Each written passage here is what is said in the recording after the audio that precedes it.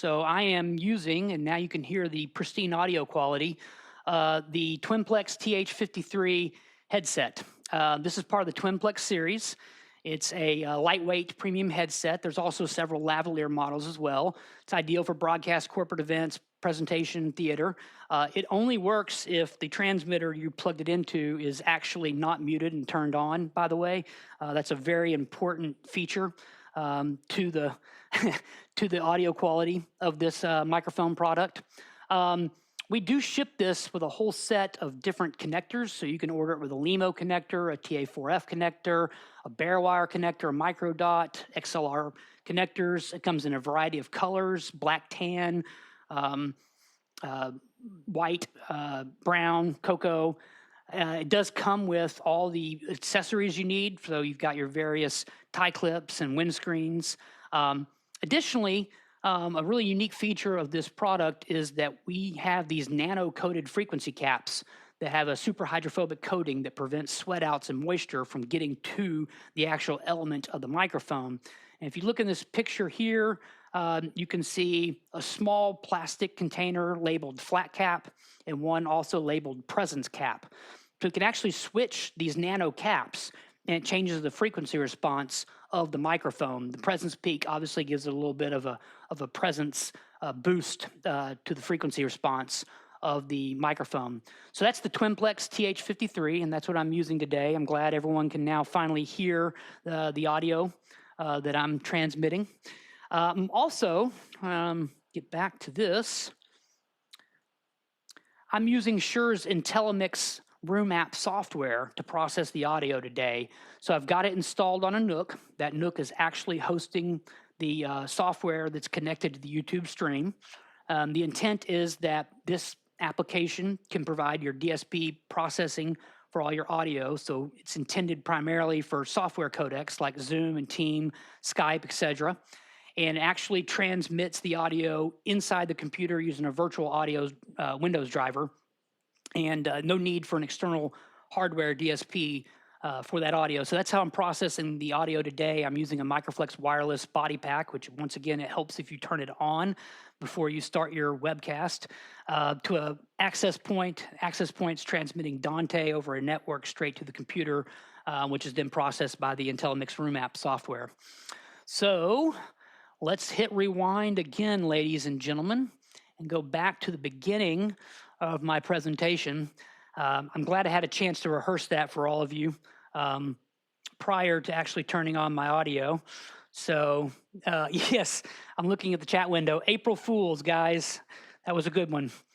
Somehow it doesn't seem like April 1st today, but anyway, so we're here to talk about digital wireless, spectral efficiency, and the 600 megahertz transition. What we're going to talk about today is the advantages of digital wireless, why the UHF part of spectrum is something that we all want to use, not only for wireless microphones, but TV stations and mobile broadband industries have really wanted to get in to that part of spectrum as well. So we'll talk about an update as to what has changed in that spectrum, and then we'll look a little bit at frequency coordination and spectral efficiency. Wireless audio, once again, this is a 1947 version of an email. This is Ben Bauer, the engineer at Shure, who designed the unidirectional dynamic microphone capsule, which ended up becoming the Model 55 and the Unidyne capsule, which eventually evolved into the SM57 and 58. And in this correspondence, he points two things out. One, of course, is the patent situation. The other is he's concerned about the regulations from the FCC governing the operation of a wireless device. So here we are 20-something years later. Sorry, not 20 years later, 70 years later, still concerned with what the FCC is doing. You know, today's wireless landscape is more challenging than ever before because of the decreased availability of spectrum. And there's more devices than ever before that are on air that could be potentially causing interference with wireless microphones. And the demand for wireless channels is growing. Everyone wants more and more. So, the user expectation is that these increasingly complex productions will have more and more channels of wireless. They want the products to operate easily, and they don't have any tolerance really for failure. So we will look at, one second here. some of the differences between digital and analog wireless. So you've seen this slide before, probably about 10 minutes ago. Digital wireless, some of the advantages of it.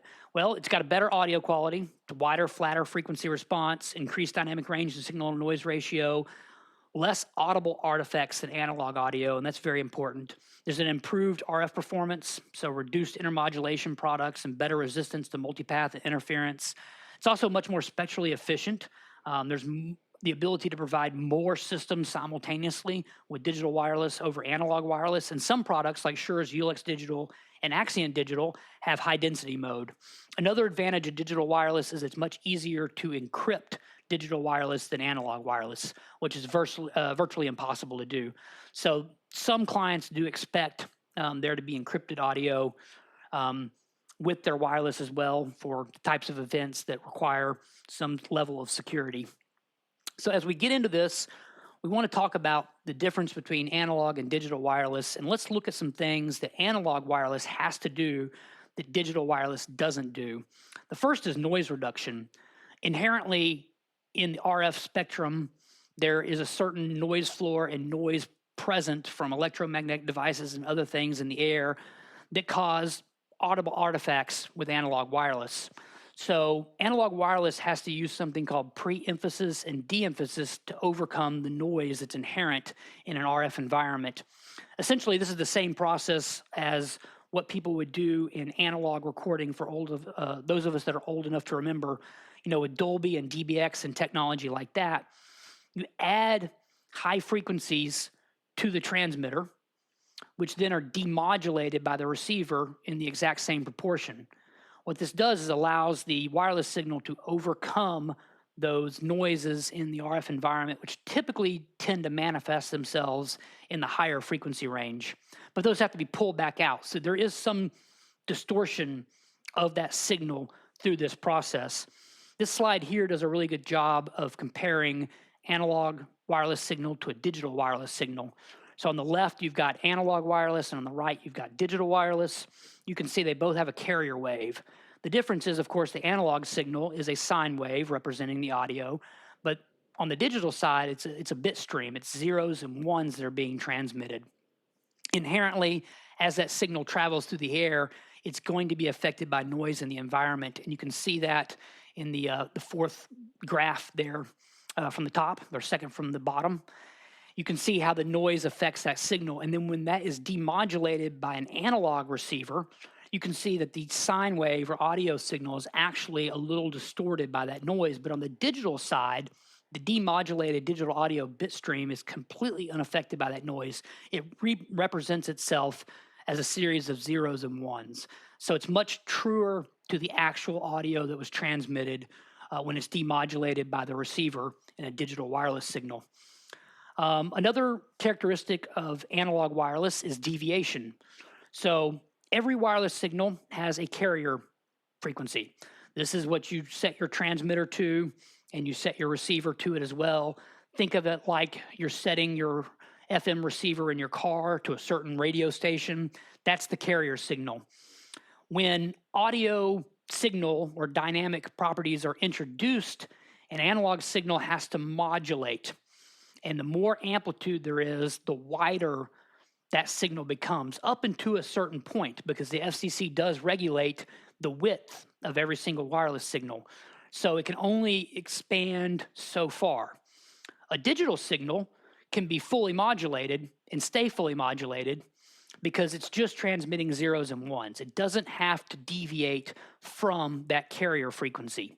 So where that becomes an advantage for digital wireless is that the dynamic range can change with a different representation of the bit stream without having to overmodulate past the point where the FCC says that signal can deviate from its carrier frequency. So to overcome that, in analog wireless, something called companding is used. That is where the transmission signal is compressed by a certain ratio, transmitted through the air, and then expanded again at the receiver. So in order to get 100 decibels of dynamic range, in this example of a companding process, there's a certain ratio that has to get that compressed to 50 decibels of dynamic range as it's being transmitted. It's then expanded when it comes to the receiver. So this can also introduce some audible artifacts into the signal. Obviously, the better the analog circuitry is, the less noticeable it is, but it's still present, and especially noticeable with really dynamic instruments or vocalists, a bass guitar, for example, or a singer who's got a wide dynamic range. You can actually hear the companding happening in an analog signal, and that's something that digital wireless doesn't have to do, so it helps increase the dynamic range of a digital wireless signal. Another thing about the diversity of a digital wireless signal, in an analog system, there's 2 antennae used, and this is true for digital as well. This helps the orientation of the transmitter always get a good signal to at least one antenna so that the signal stays consistent. In analog, that would be potentially switching between these 2 receivers inside a single receiver to get that information accurately. But in digital wireless, what you can see happen is that both signals are being changed into a bit stream. So if you lose part of the bit stream from one antenna, it's recalculated or summed together, and error correction is provided so that you never really lose that signal, because you're constantly getting the bit streams from both antenna and then summing those together for error correction, which makes for a much more reliable RF signal. It also means that you can operate closer to the noise floor, which is very important with digital wireless. And when we get to how many systems we can bring online, the fact that we can get closer to the noise floor without having any issues because of the bit stream error correction is a huge advantage. Something else is encryption. All of Shure's digital wireless is either automatically encrypted, or you can turn on and off the encryption with either a 256-bit or a 128-bit encryption key. Think of it like a password for a Wi-Fi system. It's very hard to crack that. And what it means is only a receiver that's synced to a transmitter can demodulate or transcode that digital wireless signal that's going through the air. Even if you have the exact same model receiver tuned to another frequency, you cannot get the audio off of it unless that encryption key is present on both of them. So those are all advantages of digital wireless. Probably the only con to digital wireless would be latency. There is a little bit of latency associated with digital wireless. It's 1.9 milliseconds on our Axient digital products and 2.9 milliseconds on our ULX digital and QLX digital products. This by itself is not really an issue, but when you start to combine that with everything else in the audio signal chain, like a digital mixer or plugins, wave plugins, or whatever that you're processing through, and then through a DSP processor out to a loudspeaker system, all those other devices add latency that starts to accumulate and become a greater number than the original 1.9 milliseconds or 2.9 milliseconds that are inherent to the digital wireless. So this is probably the only con. Once again, it's usually not that noticeable or much of an effect.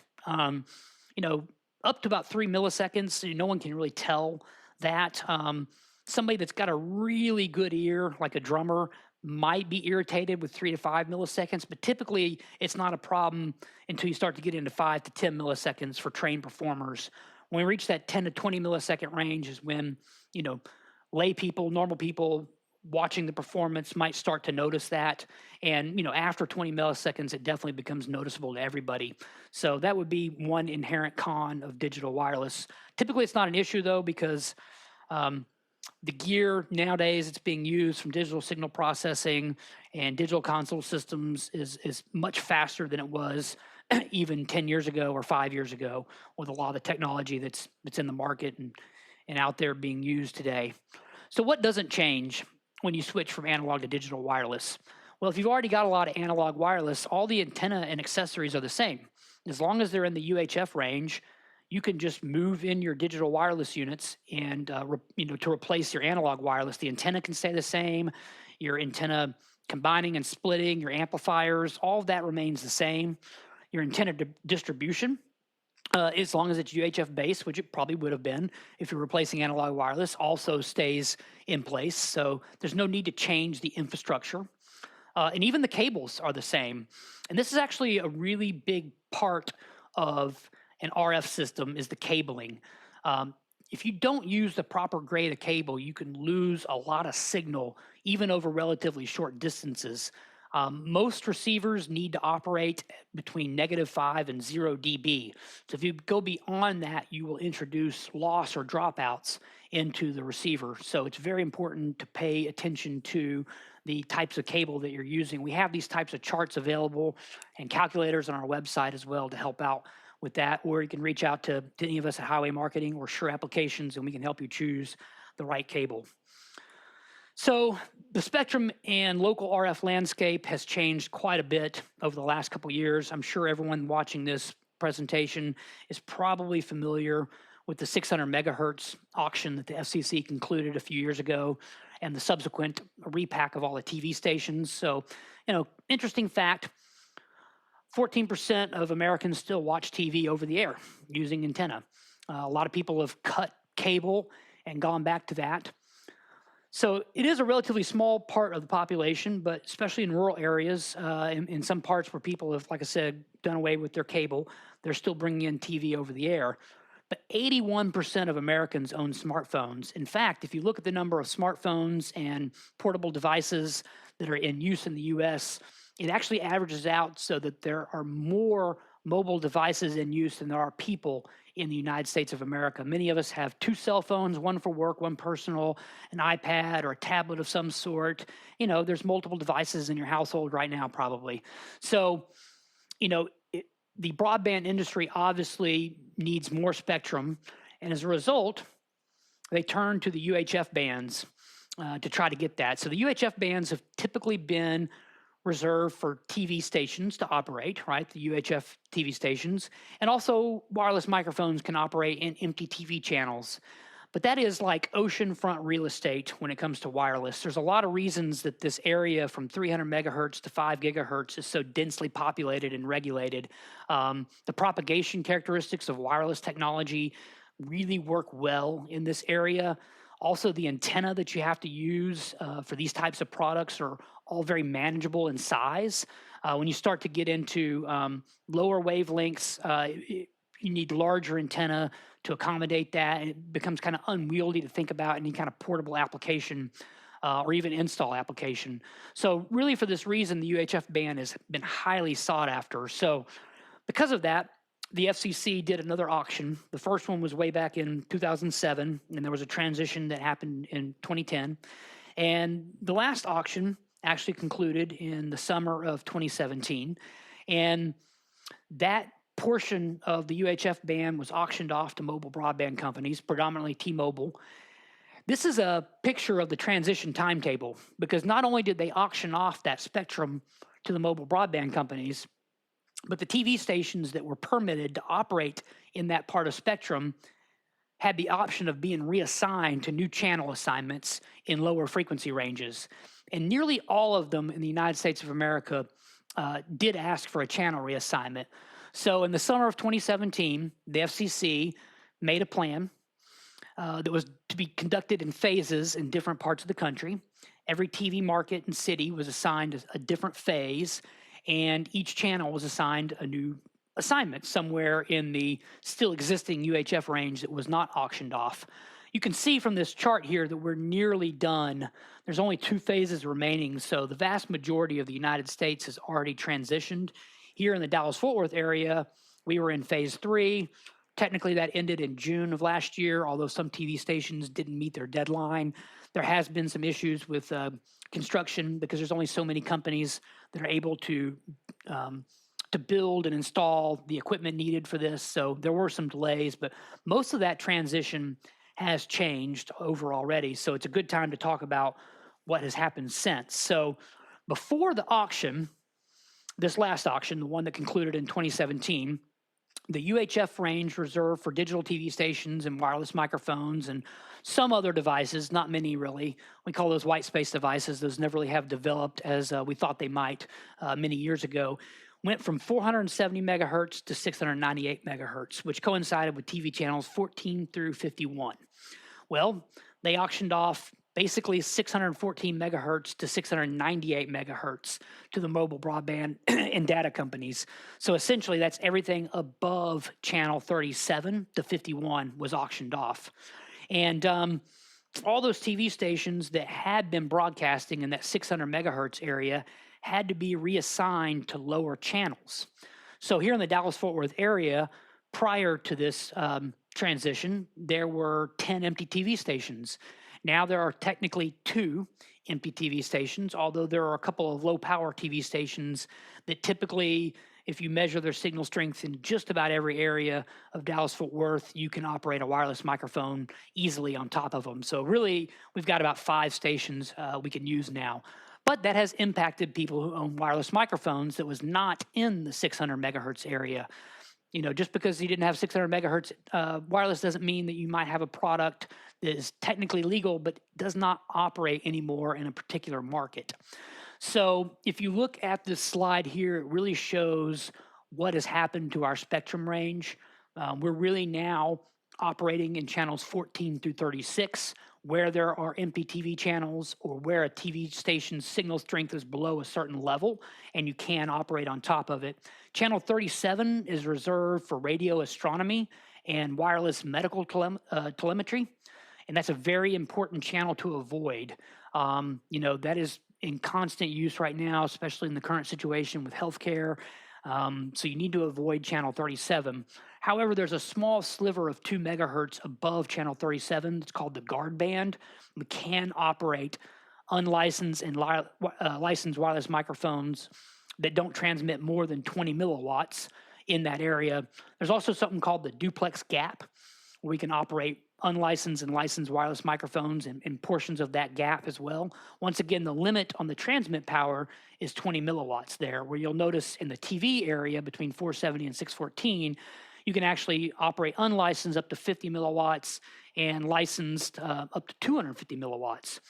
Coincidentally, the maximum transmit power of a UHF Digital transmitter is 20 milliwatts, so we can operate those products in the guard band and duplex gap.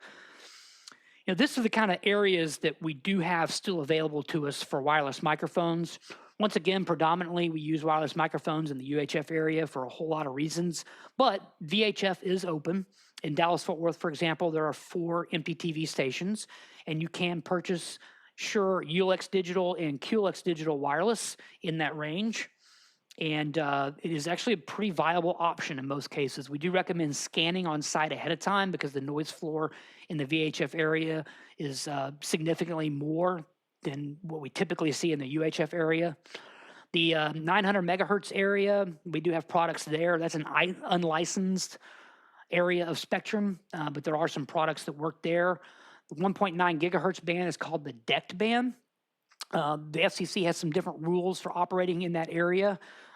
Signals have to be transmitted in packets, so it doesn't really lend itself to performance type of applications because it's inherently going to have more latency, but it's a very good area for using wireless microphones for conferencing applications and video conferencing where latency isn't as big a deal. So like our Microflex wireless systems, for example, that Shure manufactures, those operate in that DECT range. And in normal mode, they've got 17 milliseconds of latency, which in a conferencing environment is totally acceptable. There's also the 2.4 gigahertz range, which is, of course, where Wi-Fi and Bluetooth operate. Great thing about that area is it's unlicensed and you can operate wherever you want. The bad thing about that area is it's unlicensed and you can operate things wherever you want there. So there's a lot of potential interferers. It's a good area if you're using just a few microphones, but other than that, you really kind of want to avoid the 2.4 gigahertz area. This next slide shows what a digital TV station looks like when you look at it on a scan. It's got a very detailed characteristic to its waveform that goes over the course of that 6 megahertz. So what you're looking at here on the chart is channels 14, 15, 16, 17, 18, 19, and 20. You can see they're all 6 megahertz wide. And those TV stations fill up that whole area, although there are different, levels of amplitude within that TV station. The red line across the screen that you see, the horizontal red line, represents negative 85 decibels.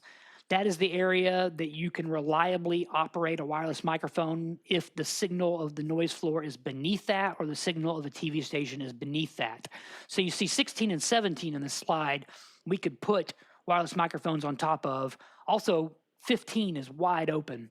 The stuff you see in 14 is actually emergency broadcast, which most major cities have a TV channel reserved for emergency broadcast applications. So you do want to avoid that channel. You'll need to check with your local region to see what that channel is.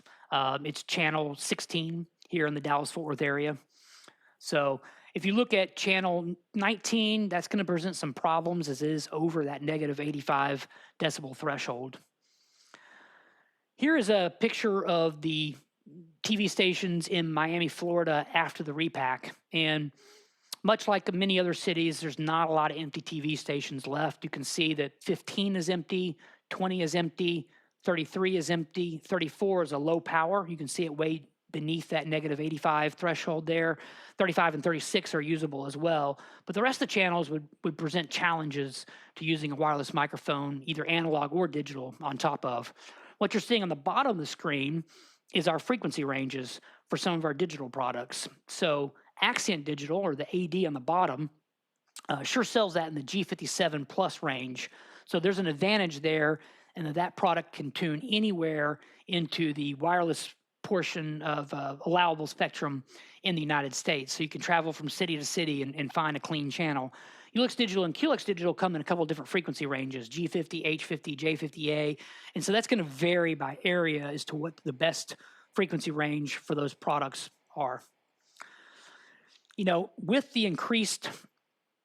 decreased amount of spectrum available, frequency coordination, which is the process of aligning all of your frequencies and all your wireless products to work together, is crucial to the success of any event, whether it's a live event that's just happening once, or it's a permanent installation at a facility that's going to have multiple events.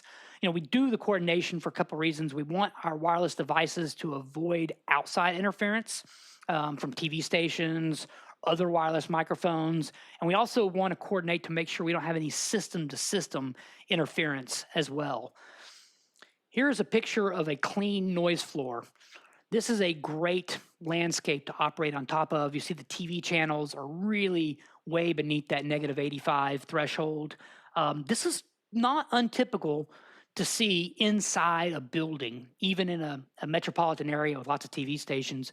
Buildings and structures do provide some attenuation of the TV signals, hence why people need antenna in their own homes to get a TV signal.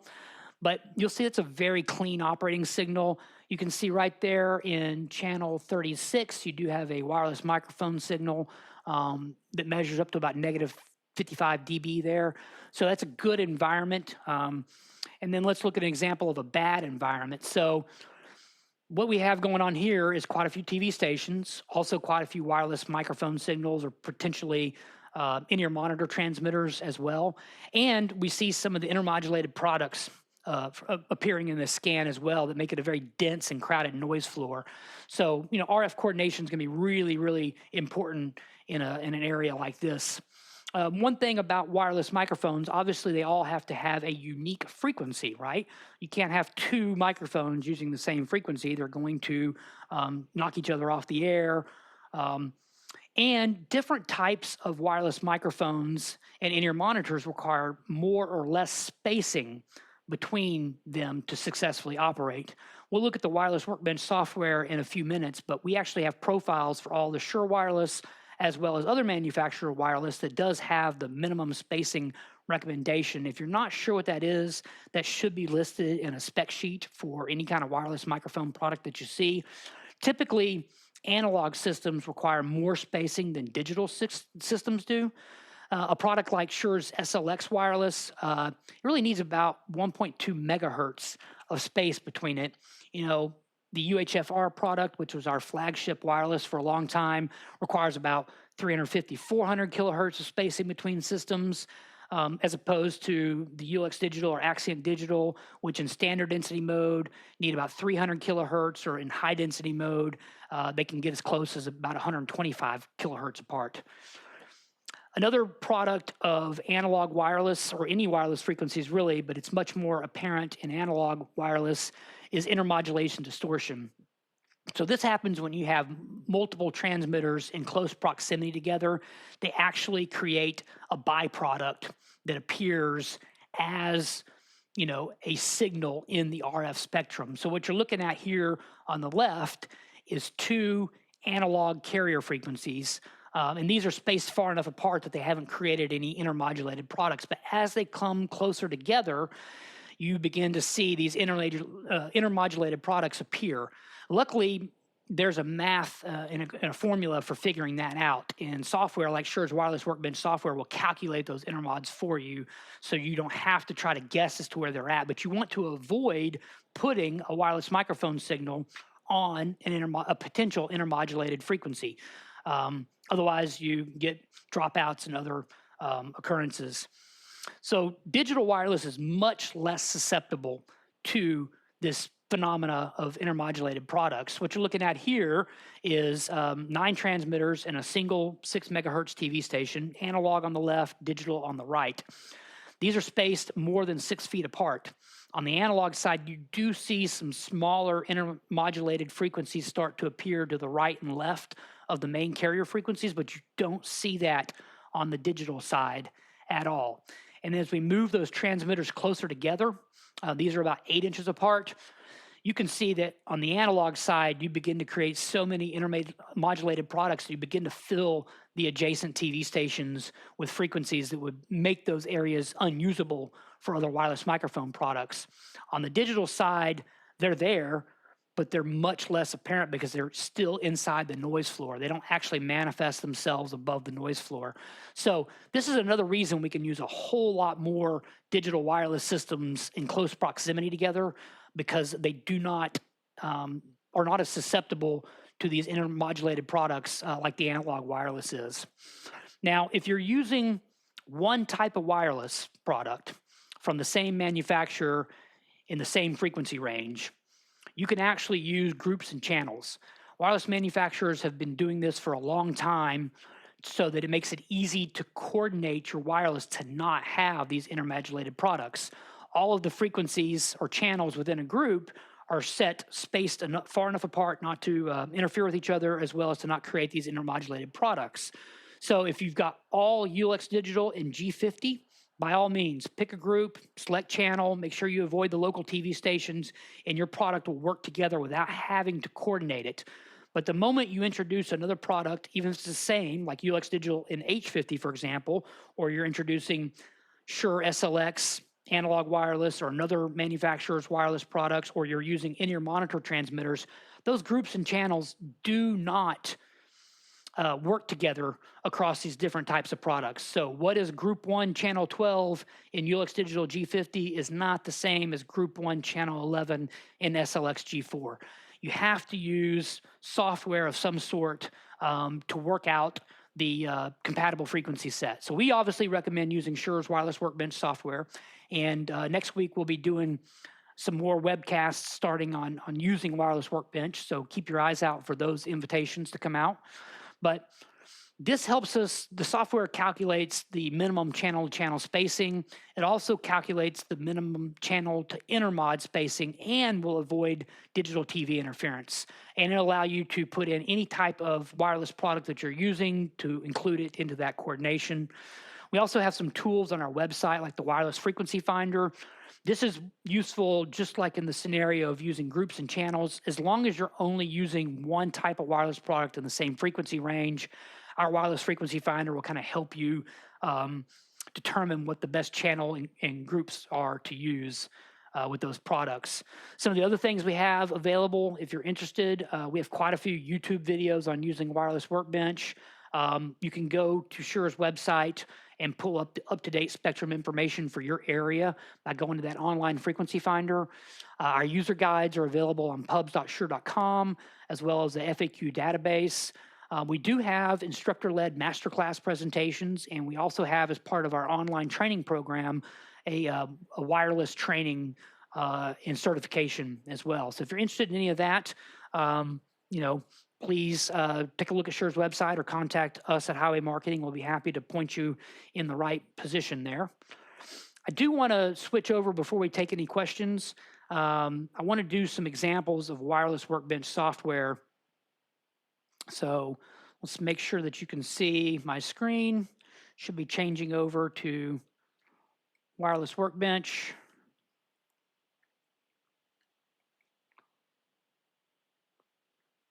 Yes, okay. Checking my preview window there. So what we're looking at here is a scan that I collected a few weeks ago from downtown Dallas. And you can see very clearly all the digital TV stations that are on air. You can also see channel 16, where there are emergency broadcast activity happening. You can see that there are several channels that are available to use. 15 and 17 are empty.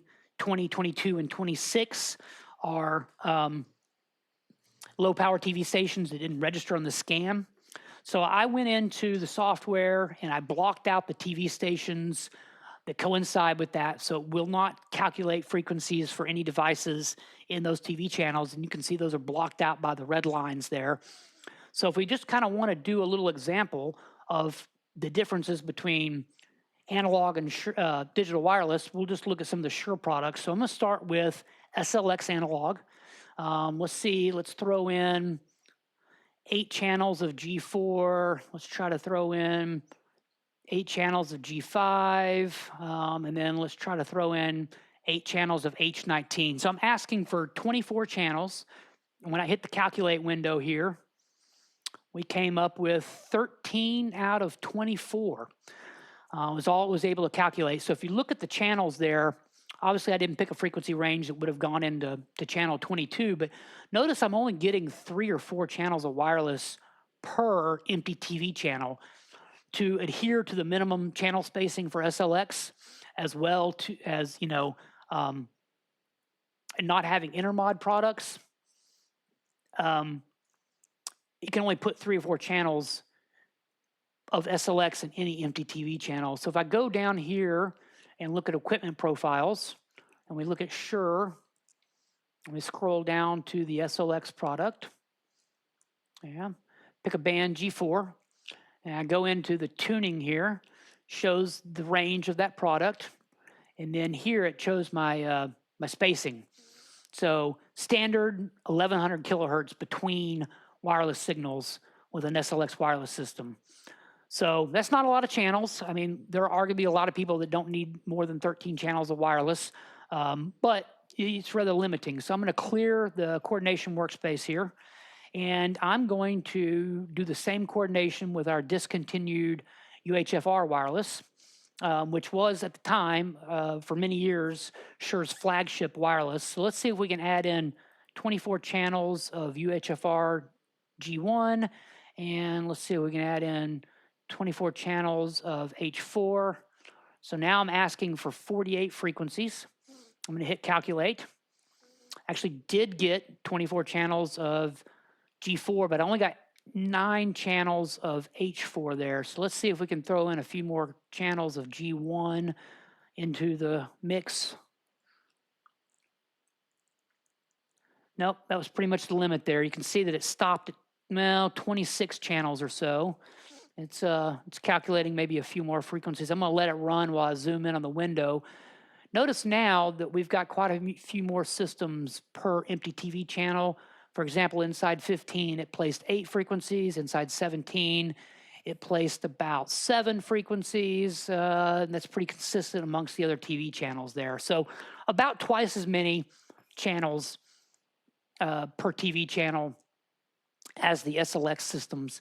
And if we look at the equipment profile for the UHF, we'll look at the channel spacing here. Gonna scroll down, and I passed it. Where'd it go? There we are, UR4D, G1. So here it's looking for about 325 kilohertz spacing between channels on the UHF, which I can mention, that was pretty much the premier flagship wireless for Shure analog systems. It's the best they've ever created. Very, very efficient.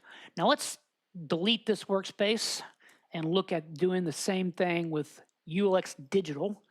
I'm going to grab a bunch of 4-channel quads.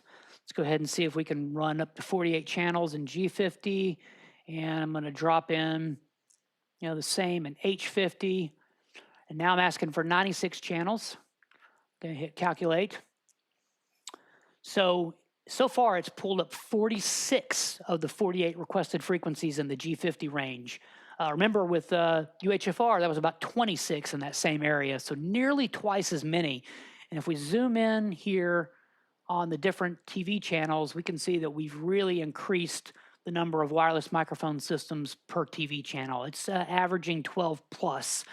Now, I want to mention that this is in what's called standard density mode, which if you're only using one TV channel, you can do up to 17 wireless systems with ULX Digital, QLX Digital, or Accent Digital in standard density mode.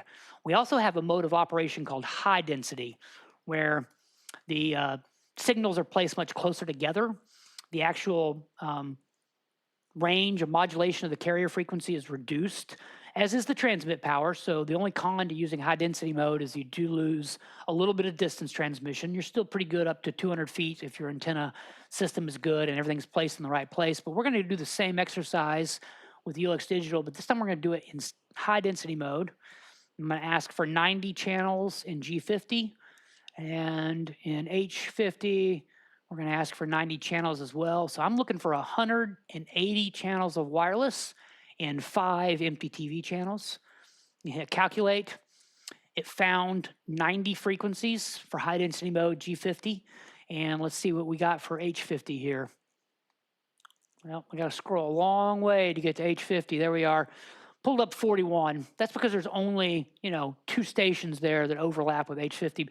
Look how dense those signals are. It's a lot of channels of wireless systems in a single TV channel. I'm going to venture we have, upwards of 30 in some of those channels there. Channel 26 packed really tight. Those are all coordinated. They do not violate channel-to-channel spacing, and they are calculating for intermods, which of course in digital systems isn't a whole lot. If we go look at the equipment profile for our ULX Digital system, we can look at the channel spacing requirements there. Scroll past it, give me a second. Let's just look at G50. First of all, we're going to look at this in one transmit power standard mode. So in standard mode, we're looking at 350 kilohertz of channel spacing, but look, the intermod products have virtually no spacing on a digital system. If we go to high density mode, we drop that down to 125 kilohertz between channels there. So probably next week we'll do a whole presentation on using wireless Workbench. We'll probably do more than one of those. So stay tuned for more information on those webcasts. And at this point, I'd like to open up to questions. It doesn't look like there were too many questions on there since I recovered my audio. But does anyone have any questions in the chat window? Bueller? Bueller? Is everyone asleep? Okay.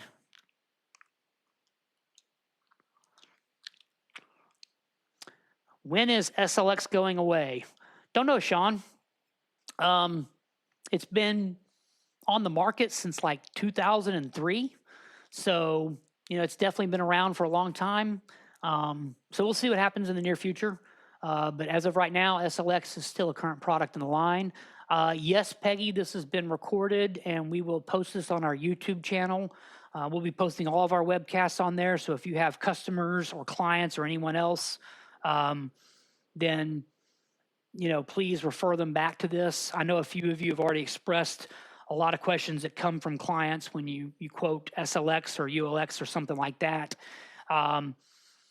And then you quote QLX Digital or ULX Digital, there's a little bit of sticker shock associated with the digital wireless technology, but this would be a great presentation is to show them why it's still an advantage to use a digital wireless product.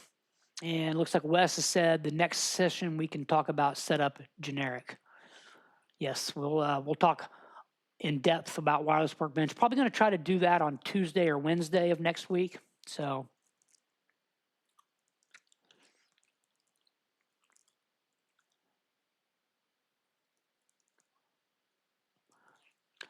Okay. Is there anything new on the Shure roadmap for analog? Not that we're aware of, Sean. Currently, the analog products are BLX, SLX, and ULX analog. Everything else is digital. Jody, are there any cross compatibility between manufacturers and the digital mode? Example, Shure Digital works with Sennheiser Digital. Most likely not, I think. That's correct. There is not any cross compatibility there. We use different methods of changing the audio to varying, the bit stream. It's essentially a different codec that we use. Sennheiser still has yet to come up with anything that rivals the high density mode. I've heard that they're working on something, but we haven't seen that from them. So no, there's no cross compatibility. There is cross compatibility between QLX digital and ULX digital.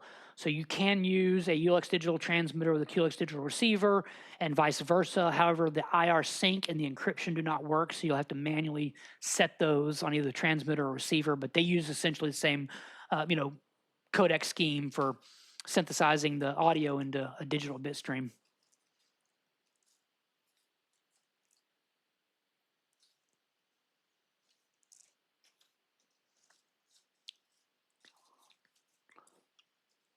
All right, any other questions? Once again, we appreciate your time today. Sorry about the technical error. This was a launching point for us to try this, so now I remember to unmute the body pack next time I do this. So appreciate your time. If there's no more questions, I'm gonna go ahead and end the stream. I hope everyone has a great day, and please stay safe out there and let us know how highway marketing can help you. Thanks a lot. Have a great day.